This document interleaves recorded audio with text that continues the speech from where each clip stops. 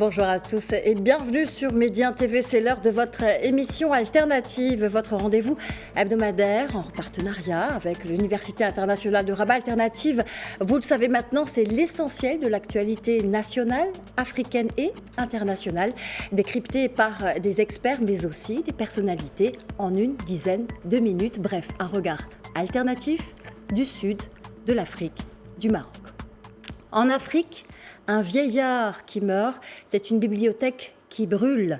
La célèbre citation est empruntée au discours de l'écrivain Amadou Hampâté-Bâ devant l'UNESCO, c'était en 1960. Est-ce pour lutter contre cette prédiction du célèbre auteur malien que la chaire des littératures et arts africains a été créée il y a 2 ans par l'Académie du Royaume du Maroc? Je vous emmène aujourd'hui dans l'univers ancestral de la littérature continentale et de sa diaspora, une fois de plus mise à l'honneur les 15 et 16 mai prochains dans cette prestigieuse académie. Coup de projecteur sur le colloque international qui s'appelle « Approche classificatoire des littérateurs africains » et afro-descendants, le champ, paramètres et reconfiguration de la réception. De quoi s'agit-il? On en parle avec mon invité que j'ai le plaisir de recevoir sur le plateau, Monsieur Eugène Ebaudet, administrateur de la chaire des littératures et des arts africains de l'Académie du Royaume. Bonjour, ravi de vous recevoir, Eugène Ebaudet. Bonjour, ravi également de participer à votre émission. Alors on va commencer par revenir sur cette fameuse chaire des arts et des littératures africains créée par l'Académie du Royaume du Maroc. Alors son objectif, c'est faire circuler le patrimoine culturel africain en Afrique, mais pas seulement. Dites-nous un peu plus. Eh bien, vous avez raison de mettre l'accent sur la circulation. Mais avant, il y a aussi un constat historique, c'est que les Afriques étaient un peu divisées, avaient reçu un héritage encombrant et qu'il fallait s'en délester un jour. Et le Royaume du Maroc, comme vous le savez, a souhaité un ancrage africain et une vision d'ouverture au monde pour que les deux ne soient pas contradictoires. L'ancrage africain correspond effectivement à ce que la chaire est en train de mettre en œuvre, c'est-à-dire identifier le patrimoine littéraire africain dans un sens très large. Donc ici, on parlera des littératures africaines parce qu'elles sont en langue arabe, en langue anglaise, en langue française, en langue lusophone, en langue espagnole, mais aussi en langues africaines, ce qu'on a parfois tendance à oublier. Ce qui fait que c'est une vaste littérature continentale, mais pas seulement. Elle est aussi une littérature diasporique et il faut pouvoir ramasser tout cet ensemble, l'exposer, donc décloisonner les différents secteurs de cette littérature, mais aussi les valoriser et donc les faire circuler pour que tout le monde en prenne conscience, en prenne connaissance et puisse s'enrichir de trésors absolument immenses. Figurez-vous que la seule langue fond, une langue et une cosmogonie, une ontologie africaine, recense 6500 récits, uniquement chez les fonds, qui sont au Togo, un peu au Bénin, un peu aussi au Nigeria. Vous voulez dire 6500 récits en langue différente? En langue fond, uniquement.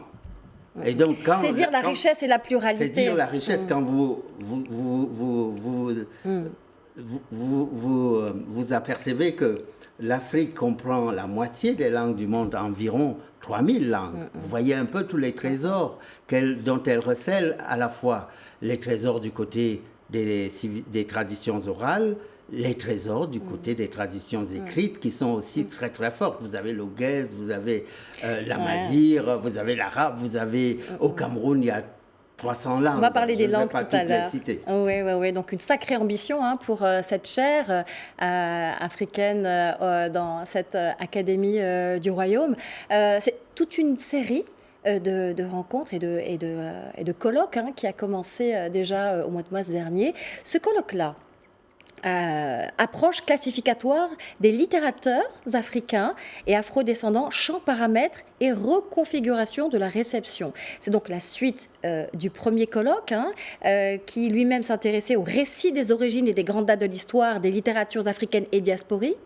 Ce second colloque invite à interroger la taxinomie. Vous en avez un petit peu parlé à l'instant. Est-ce qu'on peut approfondir cet objectif stratégique de la chaire, je crois? Oui, derrière le mot taxinomie, c'est le classement. C'est-à-dire qu'il faut essayer de répertorier les productions et aussi, d'une certaine manière, hiérarchiser celles qui sont les plus marquantes. Vous avez introduit votre sujet par une phrase d'Amadou Hampâté-Bâ. Ce n'est pas de manière fortuite que nous lui rendrons hommage. C'est parce qu'il a creusé le sillon, il a collecté lui-même les traditions anciennes et il les a cousues dans un style d'écriture, voire même dans un langage moderne, puisque c'est l'écrit. Il a collecté les littératures orales et puis il les a transposées dans le champ de l'écriture. Et la taxinomie, c'est aussi une manière de dire qu'il y a une échelle des valeurs partout. Et la littérature a aussi ses valeurs. Vous savez, nous venons de perdre Marie Scondé, qui a été rappelée à Dieu il y a quelques semaines. Elle est venue des Caraïbes, des Antilles, mais elle a beaucoup écrit sur l'Afrique, sur ses goûts. Et Amadou Hampâté-Bâ, dont nous venons de parler, lui, on l'appelait le fils aîné du siècle dernier. Il a disparu il y a 33 ans et l'Académie du Royaume du Maroc pensait effectivement qu'on pouvait articuler histoire, récit, actualité et recherche de ces valeurs qui sont aussi l'un des symboles de nos sociétés qui parfois ne savent pas où elles vont. Et il y a un proverbe africain qui dit que quand tu ne sais pas où tu vas, retourne d'où tu viens. Et nous ne faisons que retourner d'où nous venons. Alors cet hommage, outre cet hommage à cet aîné du siècle dernier, donc à Amadou, au célèbre écrivain malien Amadou Hampâté-Bâ, il y a des thématiques qui sont fascinante lors de ce colloque-là. Il y a le dilemme de l'inclassable, il y a le défi des langues dont on parlait tout à l'heure aussi. Il y a également la jeunesse aussi, avec cette lettre justement que Amadou Hampâté-Bâ avait laissé en héritage aussi à la jeunesse africaine. Oui. Quels vont être les moments forts à retenir de ce colloque-là? Il y aura beaucoup de moments forts. Vous avez parlé de l'inclassable. Ça, c'est le professeur Fouad Larouille qui exposera sur cette thématique. Pour Hampâté-Bâ qui écrivait à la jeunesse, c'est très important d'articuler à la fois le passé et l'avenir. Et la jeunesse africaine, il s'est exprimé 2 fois à cette jeunesse, en 1946 d'abord et ensuite dans les années, à la fin des années 70. Et à chaque fois, ce qui était important pour lui, c'était de rappeler à la fois l'histoire, mais aussi vers la direction à prendre, qui est celle des valeurs, celle des atouts dont cette jeunesse est comptable, mais aussi des transmissions qui doivent se faire d'une génération à une autre, des attentions que la jeunesse doit avoir à l'égard de ceux qui l'ont précédé et de celles qui l'ont précédé, notamment des femmes. Et de la question, effectivement, d'une harmonie entre les genres pour une harmonie dans la société. Vous savez, je sors de l'Académie du Royaume du Maroc qui ouvre sa 49e session aujourd'hui même. Et à l'ordre du jour, c'est un sujet qui est débattu dans le royaume sur la Moudawana. Et donc la famille est au centre des préoccupations, à la fois celle que l'on concevait sous le mode ancien, la famille très ouverte qui ne concerne pas seulement le père, la mère et les enfants. Au sens large du terme, avec plusieurs degrés. Et effectivement, au sens africain. C'est-à-dire une famille large alors que le sens occidental l'a plutôt rapetissé. Et il s'agit de retrouver effectivement dans ces grandes largeurs ce que la famille convoque et ce qu'elle nous invite à pratiquer, à la fois l'attention sur l'autre et aussi la protection de ceux qui sont les plus faibles. Et la famille et tous les réseaux de solidarité qu'elle peut tisser, mais aussi les projections qu'elle peut faire, parce que le père voudra toujours que le fils et la fille soient de conditions meilleures. Et cette projection vers l'avenir doit être accompagnée d'instruments. Et vous voyez que à l'Académie du Royaume du Maroc, où on réfléchit sur l'état de la famille, pas seulement en Afrique, on la compare aussi aux autres situations mondiales, pour dégager une synthèse. Et faire une synthèse sur des sujets aussi ouverts et parfois difficiles, parce qu'il y a des frontières, jusqu'où est-ce qu'elle va s'arrêter.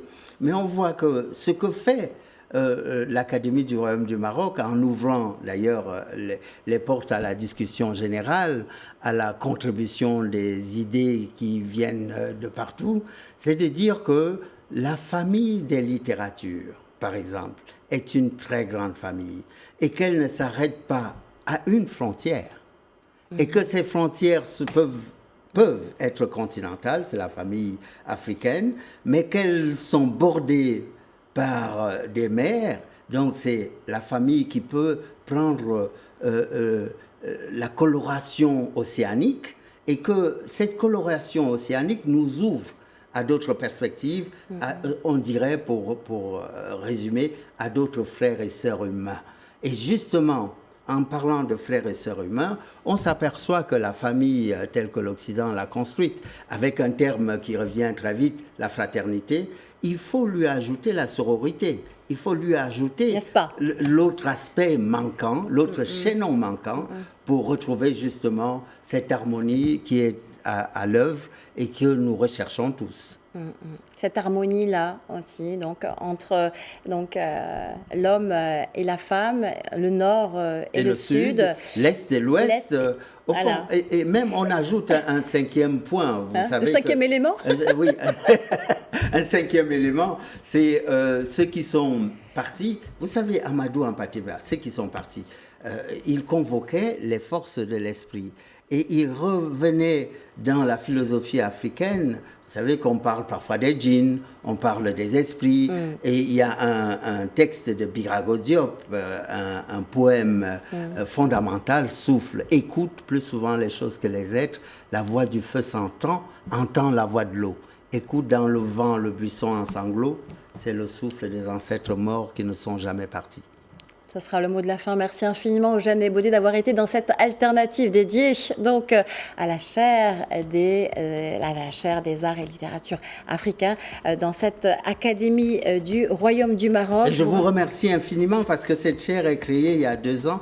Elle a commencé par du devoir de mémoire, du devoir de violence de Yambo Ologem au devoir de la littérature. Vous voyez qu'on continue à tirer le fil, à tisser la toile pour que la littérature soit une offre précisément de rassemblement des atouts et non une offre de réduction de nos espérances. Merci infiniment Eugène Ebodé. Je rappelle que vous êtes administrateur de la chaire des littératures et arts africains à l'Académie du Royaume du Maroc. Merci infiniment. Les dates à retenir, c'est 15 et 16 mai pour ce colloque international donc, à l'Académie du Royaume. Merci, c'est la fin d'Alternative. À la semaine prochaine.